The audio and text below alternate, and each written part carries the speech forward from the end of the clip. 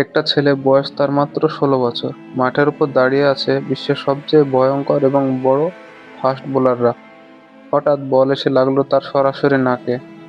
রক্তে ভেসে গেল জার্সি। কোচ, সতীর্থ সবাই বলল, মাঠ ছেড়ে চলে এসো, তোমার চিকিৎসার দরকার।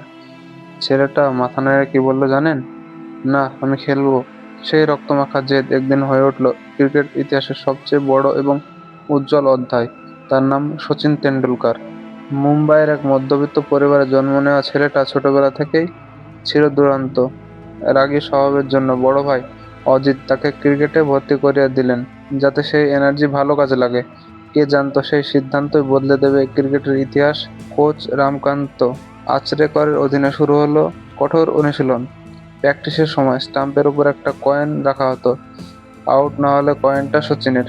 সারাদিন যদি তাকে কেউ আউট করতে না পারতো, তাহলে সেই কয়েন হয়ে যেত তার। আজও সচিনের কাছে সংরক্ষিত আছে সেই ১৩টা কয়েন, এবং তার প্রথম ট্রফি হচ্ছে সেই কয়েন। একদিনে দুটো, এমনকি ৩টে ম্যাচ খেলার নজিরও আছে তার। এক মাঠ থেকে ট্যাক্সিতে ছুটে গিয়ে আরেক মাঠে ব্যাট করা। ক্লান্তি ছিল, কিন্তু থামার কোনো ইচ্ছা ছিল না। ১৯৮৯ সাল, মাত্র ১৬ বছর বয়সে ভারতের হয়ে টেস্ট ক্রিকেটে অভিষেক হয় শচীন তেন্ডুলকরের। প্রতিপক্ষ পাকিস্তান। সামনে ওয়াকার ইউনুস, ওয়াসিম আকরাম এবং এবং ইমরান খানের মতো ভয়ঙ্কর বোলিং লাইনআপ রয়েছে পাকিস্তানের। সেই সিরিজে ওয়াকার ইউনুসের বাউন্সারে নাক ফেটে রক্ত ঝরল শচীনের। মাঠে ছড়িয়ে পড়ল উত্তেজনা, কিন্তু কিশোর শচীন হাতের তালুতে রক্ত মুছে আবার দাঁড়ালেন ক্রিজে। রিটায়ার হার্ট হয়ে সেদিন মাঠ ছাড়েননি তিনি। এই মুহূর্তটায় বলে দিয়েছিল যে এই ছেলে সাধারণ নয়। মানুষ শুধু সবার সাফল্যটা দেখে, কিন্তু সংগ্রামটা দেখে না। শচীনের সাফল্যের পিছনে ছিল অনেক কারণ।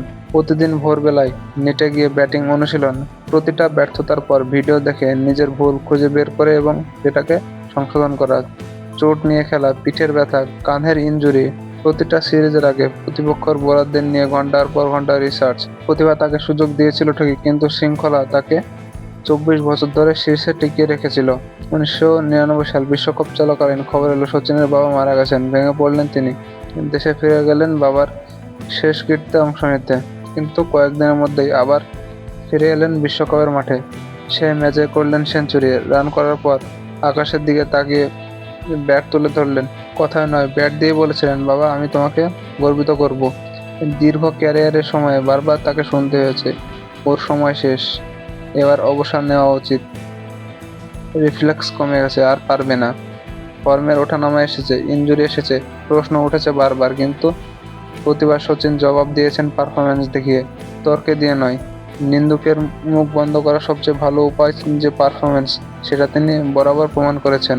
২০১১ সালের বিশ্বকাপ, ২২ বছরের অপেক্ষা, ততদিন ৬টা বিশ্বকাপ খেলে ফেলেছেন শচীন, কিন্তু ট্রফিটা তার এখনো পাওয়া হয়নি। ফাইনালে ভারত জিতল শ্রীলঙ্কার বিপক্ষে। বিরাট কোহলি সহ তরুণ সতীর্থরা শচীনকে কাঁধে তুলে পুরো মাঠ প্রদক্ষিণ করলেন। কোহলি বলেছিলেন, শচীন এত বছর ধরে ভারতকে কাঁধে বহন করছেন, আজ সময় এসেছে আমরা তাকে কাঁধে তুলে নেওয়ার। চোখের জলে ভেসে গিয়েছিল গোটা স্টেডিয়াম। ২০১৩ সালে মুম্বাইয়ের ওয়ানখেড়ে স্টেডিয়ামে নিজের ২০০তম টেস্ট খেলে বিদায় নিলেন শচীন। বিদায় ভীষণ কেঁদে ফেললেন লাখো ভক্ত। তার সেই ভাষণের কথা একটা আজও মানুষের মুখে মুখে ঘোরে। জীবনে যতই বাধা আসুক, স্বপ্নের পেছনে ছোটা কখনো বন্ধ করা উচিত নয়।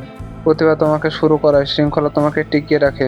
শচীনের গল্প যা শেখায়, প্রতিভা তোমাকে শুরু করায়, শৃঙ্খলা তোমাকে টিকিয়ে রাখে। ১৬ বছরের প্রতিভা অনেকেই থাকে, কিন্তু ২৪ বছর ধরে সেই প্রতিভাকে ধরে রাখার শুধু কঠোর অনুশীলন আর নিয়মের মাধ্যমে। তুমি যদি আজ ব্যর্থ হও, ভেঙে পড়ো এবং সমালোচিত হও, মনে রেখো শচীনও হয়েছিলেন। পার্থক্য একটাই, তিনি থামেননি। হাল না ছাড়লে পুরো পৃথিবী একদিন তোমার নাম জানবে।